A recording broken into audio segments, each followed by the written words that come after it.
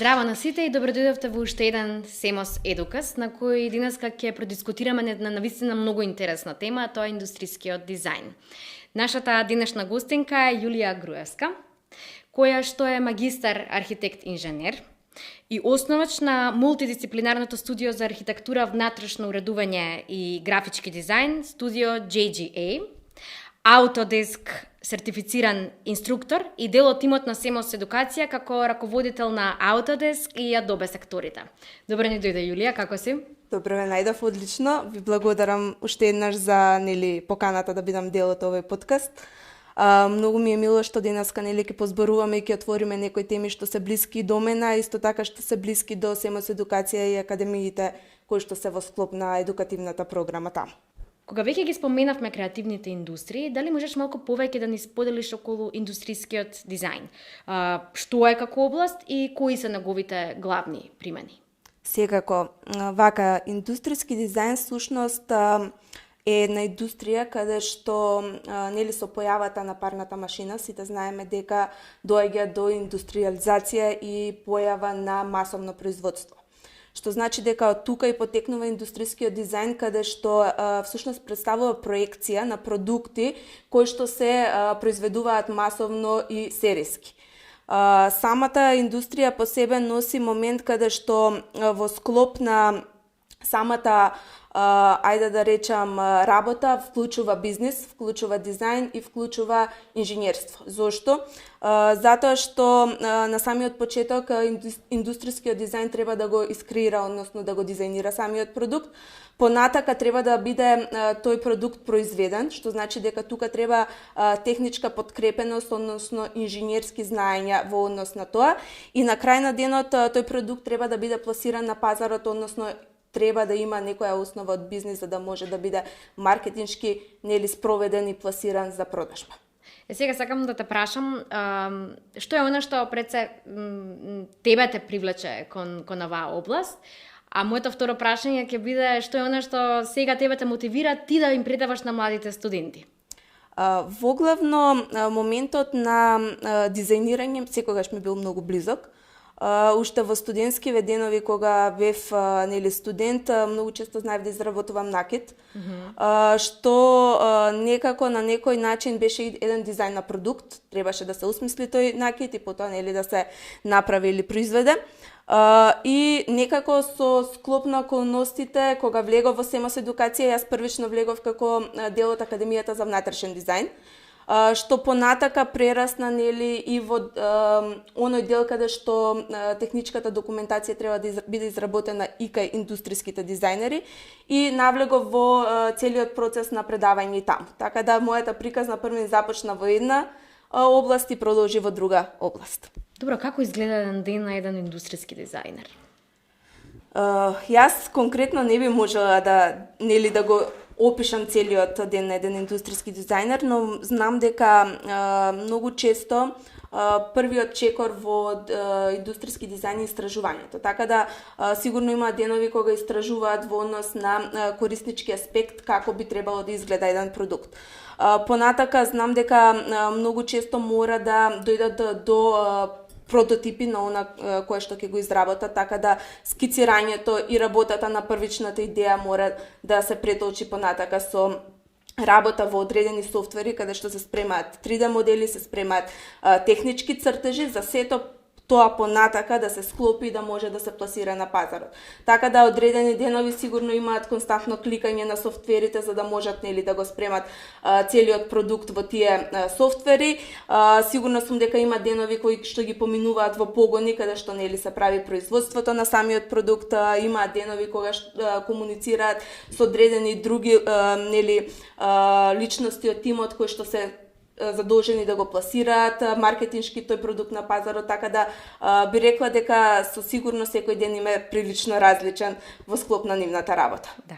Индустријскиот дизајн игра навистина витална улога во обликувањето на производите, корисничките искуства и целокупниот имидж на брендот.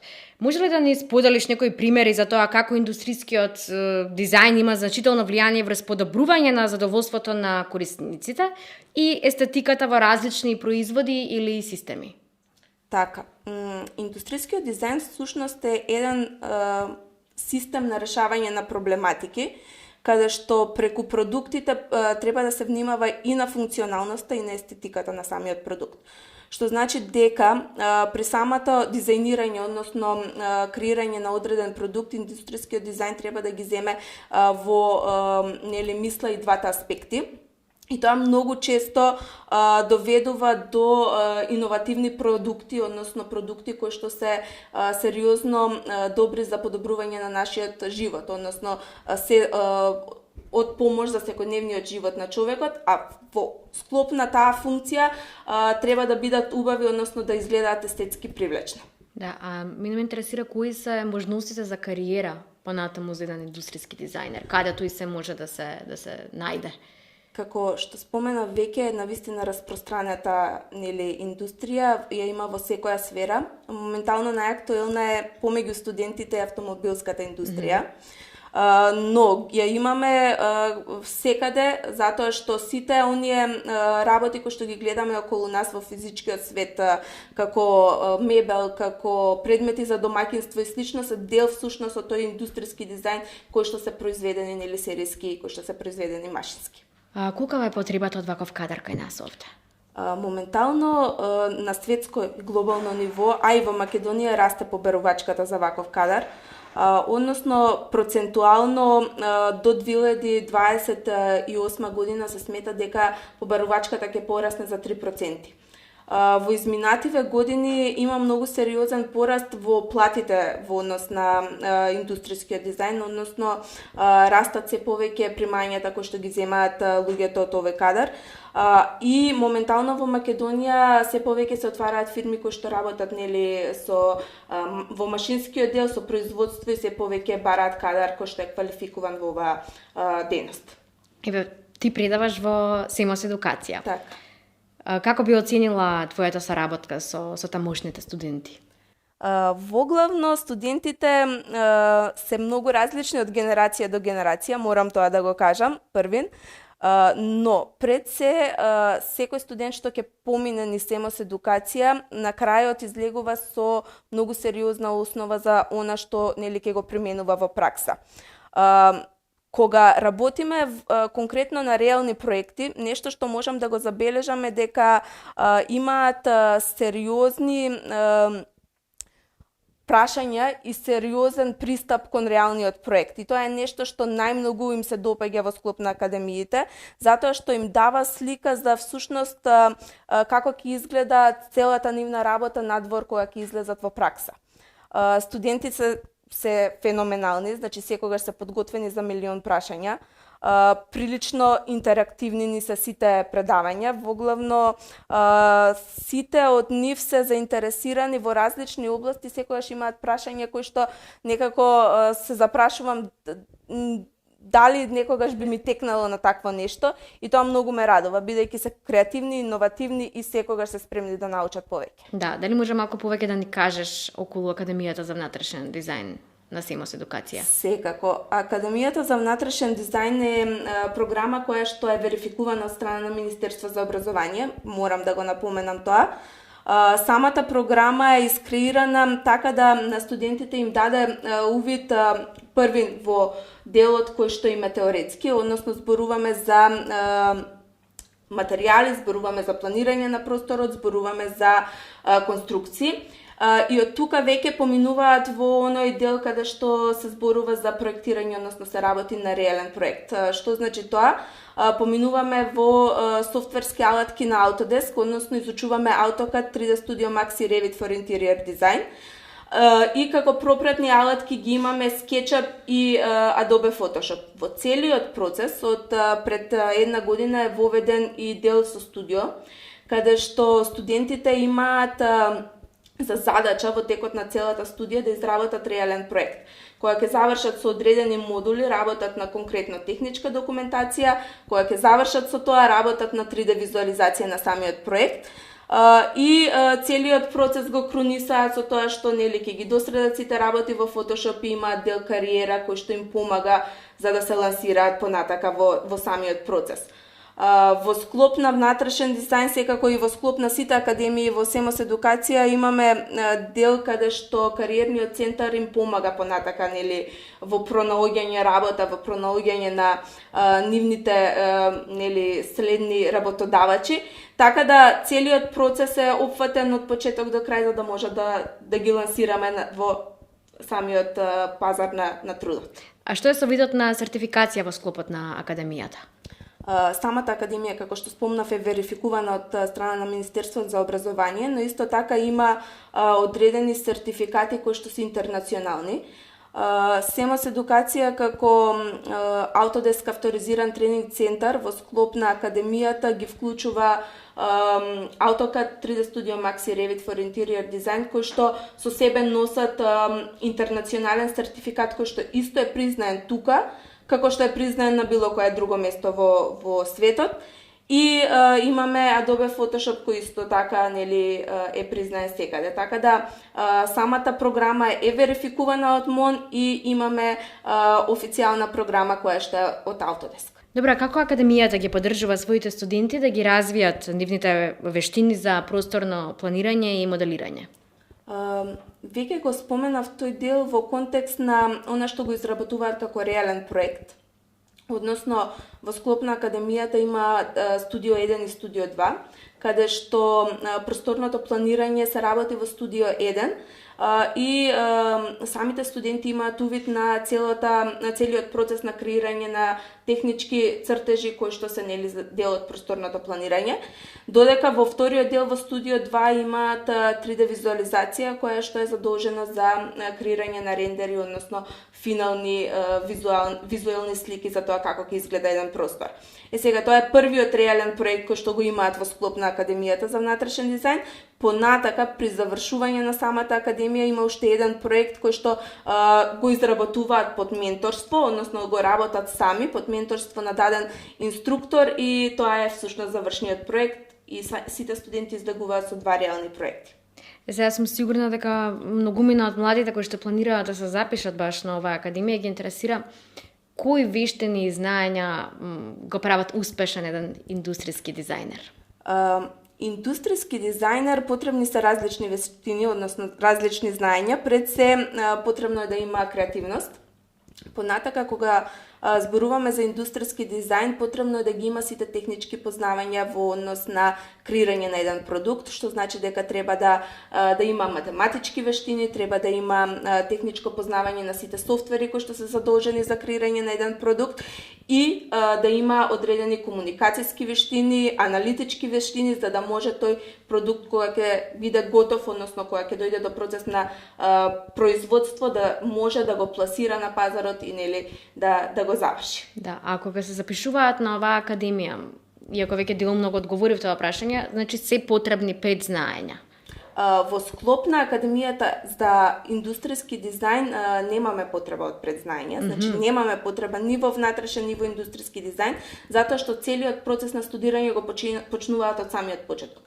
Како што напоменав претходно, има теоретски дел, па потоа поминуваме конкретно на одредени технички делови кои што им се потребни за да работат со оваа индустрија. Зошто студентите да ја изберат токму оваа академија? Во склоп на академиите во СМОС едукација, воглавно сите програми се креирани да му помогнат на студентот, првен и основно. Се работи за програми кои што се авторизирани, односно од авторизирани тренинг, како авторизиран тренинг центар се официјални. Програми кои што во себе носат реални проекти, што значи дека студентот ќе го долови она што всушност ќе го работи утре во пракса. Програми кои што се направени така да работат во мали групи самите студенти, со што пристапот на инструкторот е многу индивидуален до секој од нив. Се работи за програми кои што се инспиративни, би рекла, и самите програми во себе содржат, односно носат иновации. Ние константно се трудиме да дополниме со се што е ново на пазарот, што значи дека константно ги унапредуваме сите програми. и би рекла дека и индустријски и внатрешен дизајн се академии кои што се склоп и од креативност и од одредени технички познавања, па би им дали совршена основа да можат утре нели да се снајдат во различни сфери во пракса. Што прави Јулија во своето слободно време?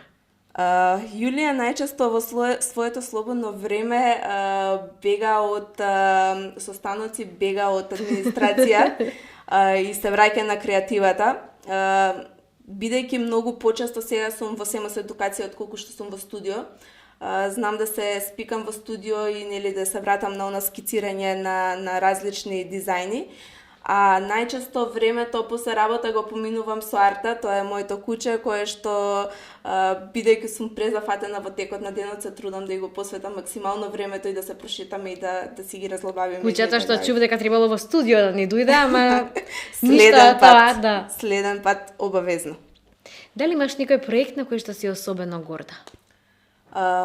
Секако, моментално работиме на проект во студио JGA, кој што е прилично сериозен и прилично голем.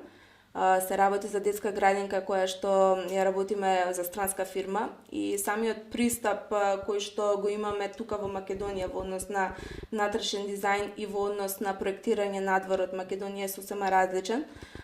Сметам дека ќе биде многу интересен проект, се уште во изработка и се надевам дека во скоро време ќе можеме да го завршиме. Да, има проект некој кој навистина многу те измачил. Би рекла дека најмногу од СЕМ има измачено магистерскава, затоа што во исто време работев и во исто време спремав магистерски труд, што значи дека беше сериозна работа која што требаше да биде завршена во многу краток период, имав само 2,5 месеци да ја спремам и земав еден обемен проект и мислам дека ќе го паметам цел живот тој период кога само цртав и спиев и ништо друго не работев. Да. И еве како за крај, кој е советот што ти би им го дала на младите креативци кои што сакаат да се запишат на оваа академија? Би рекла дека секој млад човек, секој човек кој што моментално се наоѓа во одреден бизнис или работи во моментот, мора да биде спремен да учи постојано. Свесни сме дека се повеќе и повеќе дигиталното доба нели е променливо. Се повеќе и повеќе слушаме за artificial intelligence, за виртуелна реалност и слични моменти. И сметам дека секој човек кој што сака да успее во животот ќе мора да се навикне на новата норма, односно ќе мора да биде спремен константно да се надополнува. Едукација која што не завршува, живееме во такво време каде што мора константно да се доквалификуваме за да бидеме конкурентни и мислам дека тоа е една појдовна точка каде што секој млад човек мора да свати дека неговата едукација не смее да заврши ако сака да успее во денешно време. Да, ти благодарам многу Јулија за денешниот разговор и навистина сметам дека им олеснивме некако на сите млади кои што размислуваат да се запишат токму на оваа академија за индустријски дизајн. Така, ти благодарам и тебе, беше чест да се разговара денеска тука. Драго ми е.